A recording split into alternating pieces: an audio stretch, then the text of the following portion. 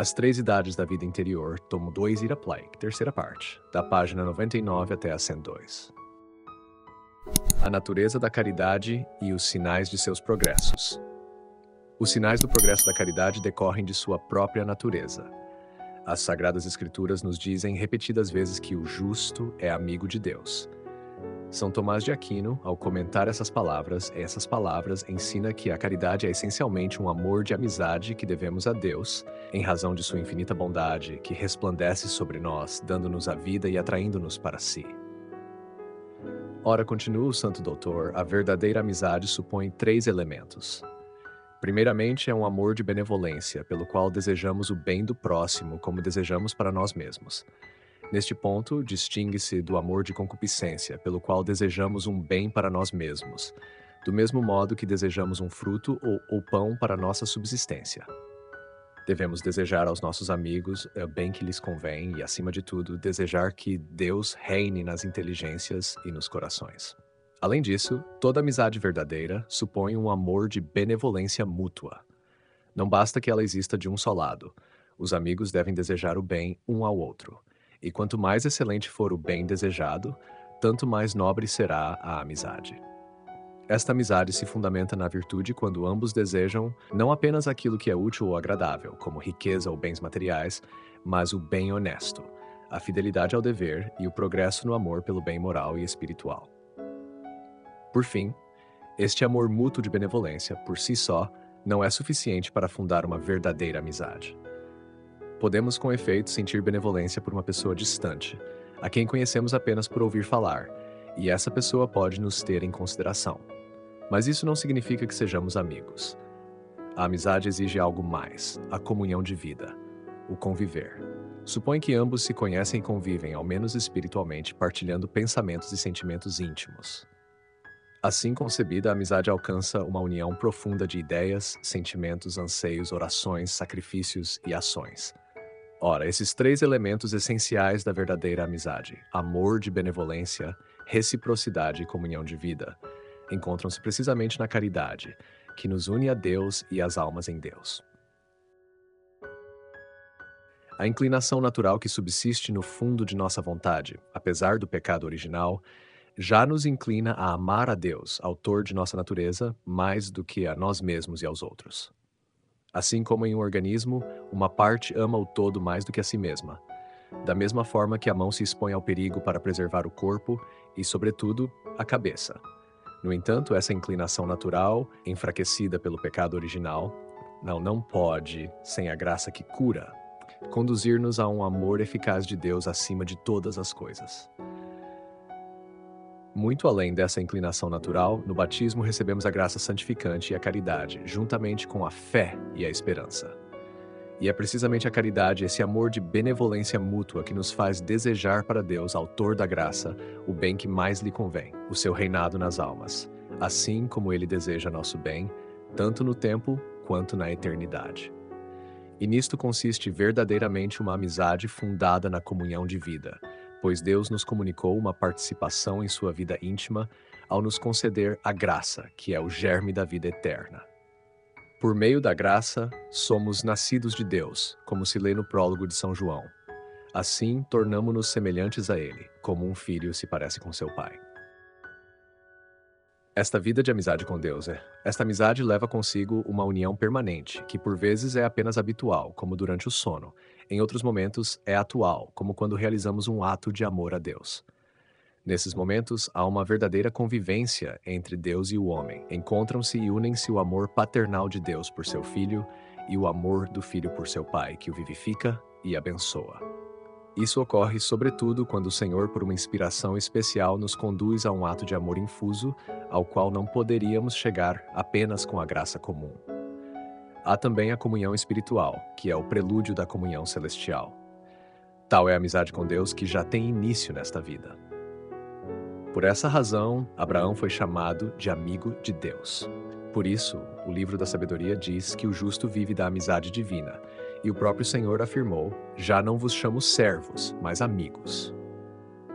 São Tomás de Aquino, ao analisar a amizade, Não faz senão explicar essas palavras divinas. Ele não deduz nenhuma nova verdade, mas expõe a verdade revelada e nos conduz a aprofundarmos-nos nela.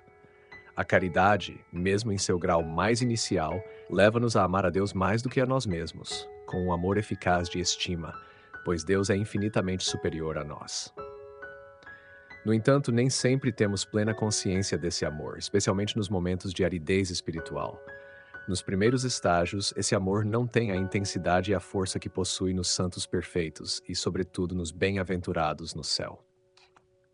Uma mãe cristã sente mais claramente o amor por seu filho nos braços do que o amor por Deus, a quem não vê. Entretanto, se ela é verdadeiramente cristã, o amor eficaz de estima que tem por Deus é maior do que aquele que sente pelo próprio filho. Por essa razão, os teólogos costumam distinguir entre o amor apreciativo e o amor intensivo. Geralmente, o amor intensivo é maior pelas pessoas que estão próximas do que por aquelas que não vemos. Mas, com o progresso na caridade, o amor de estima por Deus torna-se mais intenso e recebe o nome de zelo. E no céu, esse impulso ultrapassará todos os afetos mais profundos da alma.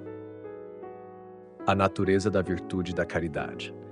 Tal é a natureza da virtude da caridade. Ela é a origem de um amor a Deus que brota como uma efusão do nosso coração para Ele. Com o tempo, aprendemos a encontrar em Deus toda a nossa alegria, desejando cada vez mais que Ele reine em nossas almas e nas almas dos outros. Para possuir esse amor, não é necessário grande conhecimento ou estudo. Basta conhecer, pela fé, o Pai Celestial. E uma vez que o conhecemos, já não podemos deixar de amá-lo, a menos que nos percamos pelo pecado. Mas esse amor pode ser perdido por um único pecado mortal. O amor de estima eficaz por Deus, que o coloca acima de todas as coisas e pode subsistir mesmo no meio das maiores aridezes espirituais, é totalmente oposto ao sentimentalismo. Este último não passa de uma ilusão de amor, um sentimento fugaz que, na verdade, não se possui. Sinais do progresso na caridade. Quais são os sinais do progresso na caridade? Em primeiro lugar, há os sinais do estado de graça. 1. Não ter consciência de pecado mortal. 2. Não buscar ansiosamente os bens da terra, como prazeres, honras e riquezas. 3. Alegrar-se na presença de Deus. Encontrar prazer em pensar nele, adorá-lo, rezar, agradecer, pedir perdão, falar de ele e desejar estar com ele. A essas manifestações somam-se outras. 4. Desejar agradar a Deus mais do que a qualquer outra pessoa que amamos. 5. Amar verdadeiramente o próximo, apesar de suas falhas, amando-o porque é filho de Deus e por ele amado. Quando isso acontece, temos certeza de que amamos a Deus no próximo e o próximo em Deus. Nosso Senhor disse: amai-vos uns aos outros. Nisso conhecerão que sois meus discípulos. Esses sinais e outros que os acompanham estão resumidos nas palavras de São Paulo. A caridade é paciente, é bondosa. A caridade não tem inveja, não age precipitadamente, não se envaidece, não é ambiciosa, não busca seus próprios interesses, não se irrita, não guarda rancor, não se alegra com a injustiça, mas se rejubila com a verdade. Tudo suporta, tudo crê, tudo espera, tudo tolera. Feliz é o coração que ama a Deus. Feliz é o coração que ama a Deus sem buscar outra felicidade além daquela que encontra em agradá-lo. Se a alma for fiel, um dia experimentará as delícias desse amor e se verá inundada por uma alegria sem igual naquele que é o bem ilimitado, a plenitude infinita do amor. Nele, a alma mergulhará e se perderá, como em um oceano espiritual, sem jamais encontrar um obstáculo. Assim, o justo começa a amar a Deus com um amor de estima, colocando-o acima de todas as coisas, e anseia por amá-lo com um amor ainda mais intenso, perseverando mesmo na aridez, nas provações e na perseguição. O amor de Deus e nossas disposições naturais. Mas alguém poderia perguntar: e aqueles que possuem um temperamento difícil, rude, amargurado, pouco inclinado ao afeto? Como pode se aplicar a eles tudo o que acabamos de dizer? São Francisco de Sales responde, assim como São Tomás de Aquino, que não se pode admitir, sem cair no erro naturalista dos pelagianos, que Deus distribua seu amor aos homens com base em suas qualidades e disposições naturais. E o Santo Bispo de Genebra acrescenta: o amor sobrenatural que Deus derrama em nossos corações é independente de qualquer disposição natural. É verdade, contudo, que as almas naturalmente afetuosas, quando purificadas do apego às criaturas, realizam prodígios na santa dileção, pois o amor nela se expande com grande facilidade por todas as faculdades do coração, trazendo uma suavidade espiritual que não se manifesta da mesma forma naqueles cuja alma é ríspida, melancólica ou resistente. No entanto, se duas almas possuem igual caridade, uma sendo dócil e serena e a outra de temperamento áspero, ambas amarão a Deus com igual intensidade, ainda que de maneiras diferentes. A alma e suas disposições naturais no amor a Deus. O coração naturalmente afável amará com maior facilidade, com mais ternura e suavidade. Mas isso não significa que amará com mais solidez ou com maior perfeição. Assim, o amor que nasce entre espinhos e resistência de uma natureza dura e árida será mais valente e generoso, enquanto o amor do coração dócil será mais delicado e gracioso. Importa, pois, muito pouco que alguém seja naturalmente inclinado ao amor, quando se trata do amor sobrenatural, aquele pelo qual agimos sobrenaturalmente. Mas, com grande alegria, ó Teótimo, quero dizer a todos os homens: ó mortais, se tendes um coração inclinado ao amor, por que não o dirigis ao amor celestial e divino? E vós, que tendes um coração áspero e rude, por que, pobres almas, já que vos falta o amor natural, não aspirais ao amor sobrenatural, que vos será concedido com ternura por aquele que tão santamente vos chama a amá-lo? Dessa relação entre a vida da graça e as disposições naturais da alma, derivam-se importantes consequências na teologia mística. A conformidade progressiva com a vontade divina. O amor de conformidade consiste em querer tudo aquilo que a bondade divina nos manifesta ser de seu agrado, e ele nos manifesta sua vontade nos preceitos, nos conselhos, conforme a nossa vocação e nos diversos acontecimentos, muitas vezes inesperados e desagradáveis. É dessa vontade divina que falamos quando rezamos: seja feita a vossa vontade, assim na terra como no céu. E é por meio dela que avançamos na conformidade progressiva com Deus. Os graus do amor a Deus. Amar a Deus na prosperidade é algo bom, desde que essa prosperidade não seja amada tanto quanto o próprio Deus. Porém, este ainda é um grau inferior de amor, sem grande dificuldade para ninguém. Quando falta essa facilidade no cumprimento do dever, amar a vontade divina expressa em seus mandamentos, conselhos e inspirações, e viver de acordo com ela já constitui um segundo grau mais perfeito. Esse amor recorda as palavras de Jesus: meu alimento é fazer a vontade daquele que me enviou e consumar a sua obra. No entanto, é necessário ir além. Devemos imitá-lo, amando a Deus mesmo nas dores e sofrimentos, nas adversidades e tribulações que a providência permite em nossa vida para nosso maior bem.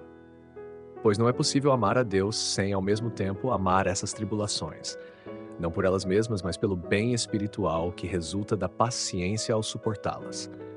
Assim, amar os sofrimentos e as aflições por amor a Deus é o grau mais elevado da caridade. Se chegarmos a esse estado, as dificuldades que nos sobrevierem se transformarão em um grande bem. Pois, conforme ensina o apóstolo São Paulo, sabemos que todas as coisas concorrem para o bem daqueles que amam a Deus. Romanos, o amor que se entrega totalmente.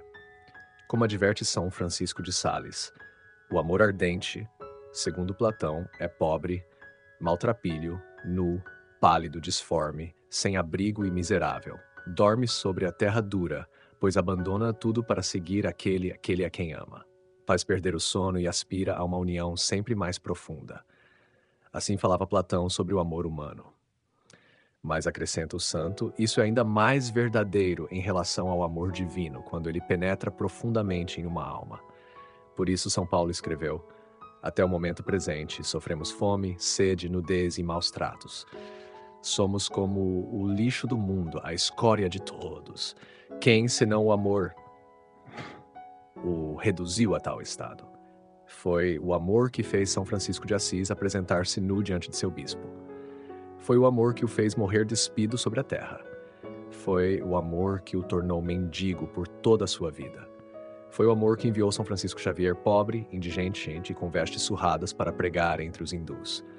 Foi o amor que reduziu São Carlos Borromeu, cardeal e arcebispo de Milão, a uma pobreza tão extrema que ele vivia em seu palácio episcopal como um servo na casa de seu senhor. O amor em conformidade com a vontade divina. O amor que se conforma à vontade divina é como um fogo cujas chamas se tornam mais belas e luminosas à medida que se alimentam de uma matéria mais pura e delicada, assim como a madeira seca e preciosa que arde com maior intensidade. Por isso diz o mesmo santo: 3. Qualquer amor que não tenha sua origem na paixão do Salvador é frívolo e perigoso. A morte de Jesus, expressão suprema de seu amor, é o motivo mais poderoso para inflamar nossos corações com esse mesmo amor. Não há nada que traga maior alegria ao nosso coração do que amar a Jesus Cristo pelo caminho do desapego, pois é esse caminho que nos une mais intimamente à vontade divina. Caminho da banalidade. Esse amor que se manifesta na conformidade com a vontade de Deus, expressa em seus mandamentos, conselhos e nos acontecimentos da vida, nos permite abandonar-nos inteiramente àquilo que desconhecemos dessa mesma vontade, da qual depende o nosso futuro. Nesse abandono filial estão contidos a fé, a confiança e o amor a Deus. Tudo pode ser resumido nestas palavras: Senhor, em vós confio. Daqui surge a máxima espiritual: fidelidade e abandono.